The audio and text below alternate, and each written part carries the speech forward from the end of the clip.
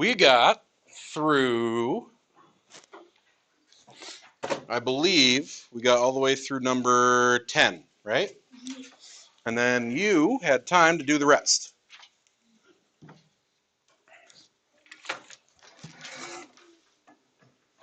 So, before we go talking about anything else, check yourself.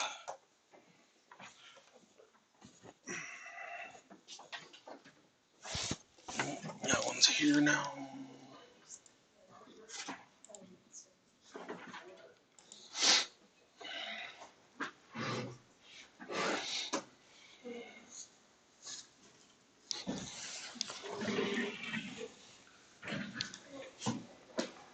Okay, remember the biggest thing with these was parentheses. If you goof the parentheses, then ruh-roh raggy, it kind of goes off on you.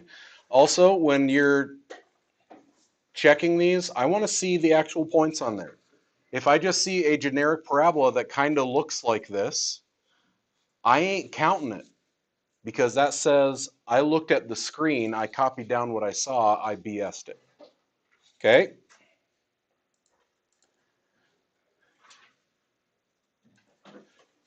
Flip the back, they're talking about tell me about the thing.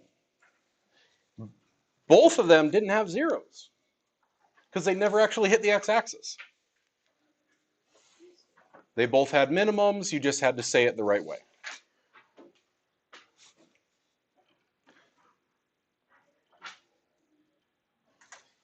A couple of you actually asked about numbers 15 and 16. They didn't have a table set out for you. So you got to choose the numbers for the table. We did graphing by table first semester. What numbers should I choose for a table? Right? We had rules like positive and negative numbers, choose numbers that are on the graph. If there's ever a denominator somewhere in there, use multiples of it. So, like number 15, if you just picked 1, 2, 3, you're not going to see very much because it's all clustered together. I would pick numbers that are right there on the graph.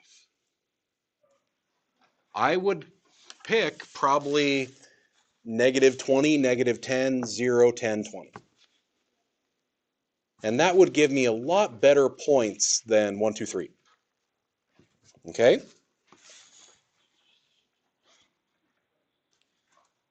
Then after that, vocab is always vocab, nice and easy. Check the first page, double check that you know what it means. And then the last one. Can you see a pattern that determines whether it opens up or down? Positive or negative? In fact, right there in between Sean and Kaylin, up top, those posters, do you see positive parabola, negative parabola? Okay, positive and negative, think about it as the parabola is either going to be happy or it's going to be sad. Okay, positive or negative, happy or sad. Okay? Now, the reason I want to go through that first is because before I go putting a daily check up there, show me some thumbs. How do we feel about this? I got this. Or, dude, I kept screwing up like this thing, and like I get the idea, but I keep screwing up. Or I'm totally lost. Okay, that's what I thought, is that we would need more practice with it.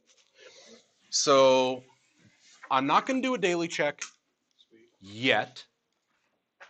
Instead, look right after this section. And it's practice, practice, practice. But some of these, I want you to see what is different.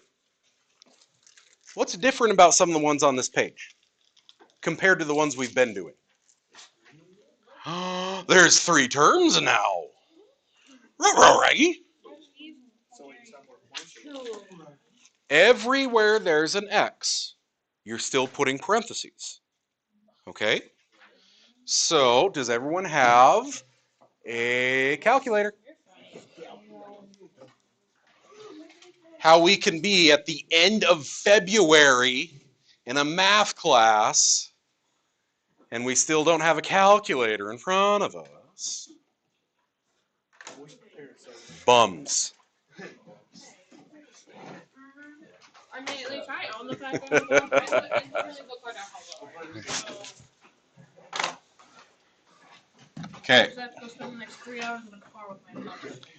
So I want you to go to the first number 12. Yes, I know there are two of them. I just copy and paste this out of old like workbooks and stuff. Oh. See how there's two number 12s? Okay. The first number 12 or the So second I'm number on the first 12. And I'm going to pick points. Look at the graph. Should be a little bit easier for you to see, but here's your x-axis. Here's your y-axis. So if I'm going to make a table, what points should I choose?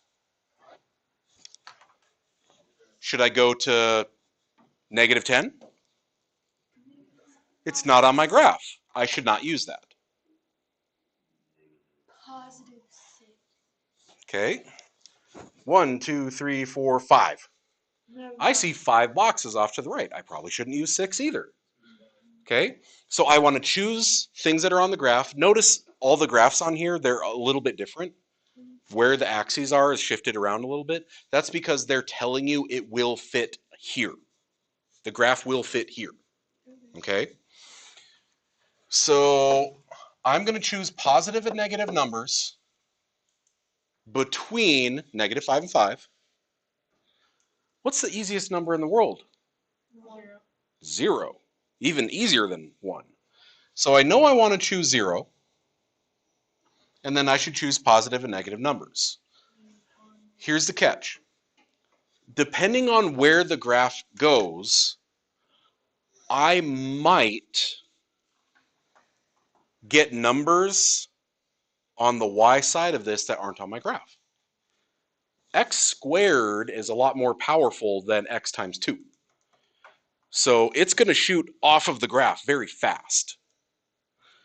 Some of the numbers that you plug in might get you numbers that are not usable on the graph. I'm going to tell you, you should be able to see a minimum of 5 points on the graph. Because 3, you might accidentally make it into a V. But if you do 5, you can see the curve of it. Okay? So just like lines, we like there to be a minimum of 3. With parabolas, we're going to say a minimum of 5. I did this with pre-calc just last hour. We were doing x to the 5th, x to the 7th kind of stuff, and said minimum of 5, because that's what allows you to see curves. Okay? Do you want curvy like Beyonce? Curvy like Beyonce. Cool. Okay? This should not be pointy at the bottom. So I'm going to plug in 0, and when I do that, woo,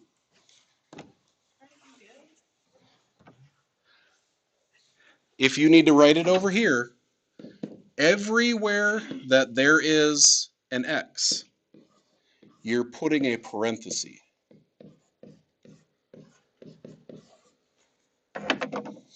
Everywhere that there was an x, you're plugging in one of these numbers. Okay? So if I'm plugging in a 0, it should look like -2 parenthesis 0 parenthesis squared minus 4 parenthesis 0 parenthesis plus 6. Do you see how this is the same as that? I'll make big.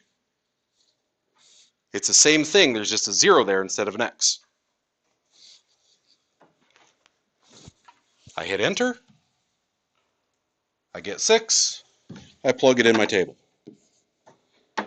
The point 0, 6, 0, 1, 2, 3, 4, 5, 6 is on my graph. That means I'm allowed to go to either side of it. So I'll choose -1 and 1. You remember the trick to not typing this again? Highlight it, enter. I'm going to go back in and say, turn this into a 1. Turn this into a 1. Remember, it's always the same x value. Don't put 1 in here and -1 in there. I plug in 1, I get a 0. Okay? So I'll plot the point 1, 0. Ooh.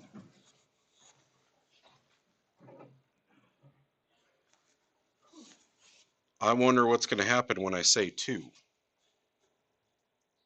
Is this a happy parabola or sad parabola? It's got negative, right? So if it's headed downward, and I already see that's at 1, 0, I bet it's going down here. If I put in 2, I bet I'm going to get some big negative number. Okay. I'm going to come back here and find -1. I'm plug in. Okay, just to confirm for you, yes, if I plug in 2, Plug in -1, it's going to be 8. 2, and plug in 2, -10. The point 2, -10 is not on my graph.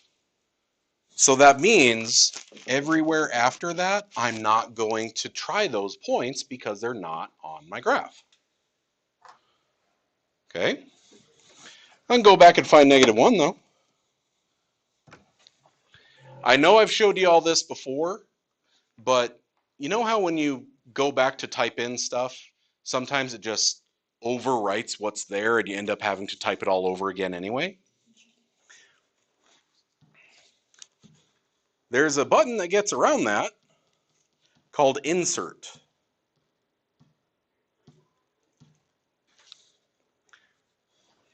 Second, right above delete is insert. I'm going to put a negative in front of it. Then I'll put a 1. Okay, that way you just don't have to retype the entire thing. And do second insert, it's a negative, it's a 1, I delete the 2 out of there. Okay, that way you don't have to retype the whole thing. Dude, this gonna save you so much time. Okay, so -1, 8. So we'll plot -1 up to 1, 2, 3, 4, 5, 6, 7, 8. All right, so that worked. I can probably do -2. Plug -2 in, see what happens.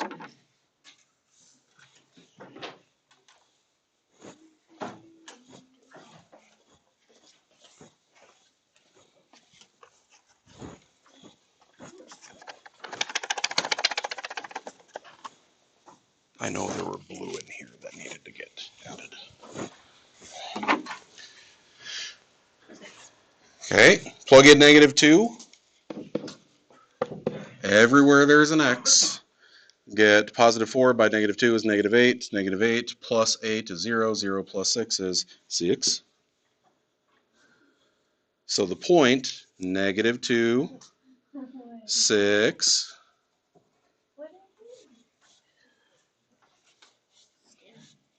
It's on my graph. Do I have 5 points yet? No. So I'm going to keep going. Plug a -3 in, see what happens.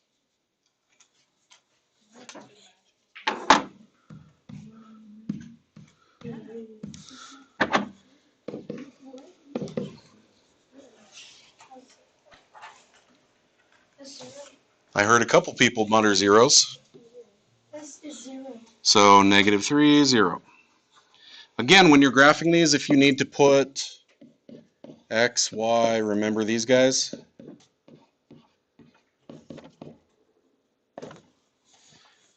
If you need to put that next to it so you remember which way you're plotting your points, left, right, up, down. Now do I have 5 points? I can see the parabola. I connect the dots. You don't have to be an artist, but try to keep it curvy. Okay? I'll get my axes out of there. Don't need those anymore.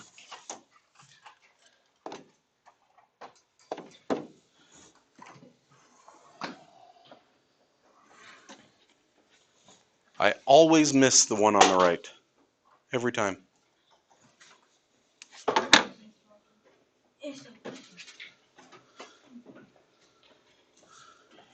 Better. Okay.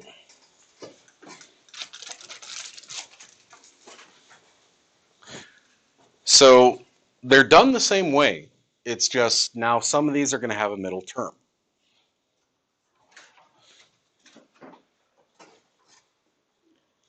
The biggest thing is that you have to pick points that are on the graph. If the graph does not go back to -2, don't use -2. Write your table down. Use parentheses. Ask questions. Double check. If you ever get something that looks like this,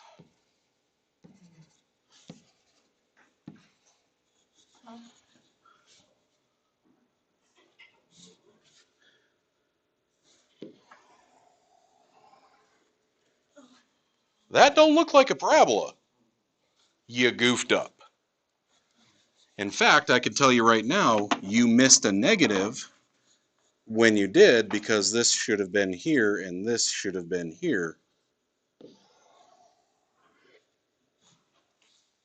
I know that you missed a negative if that happens.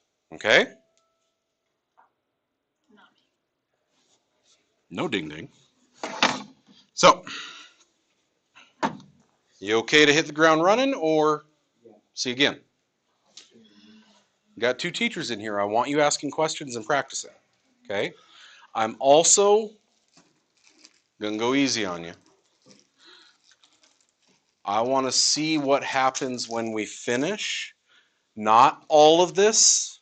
All of this is a lot. Yesterday, what I had them do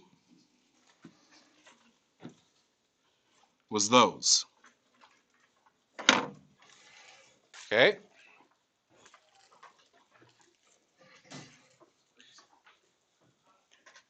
I'm not going to have you do all of them, but this also isn't the only thing we're doing today.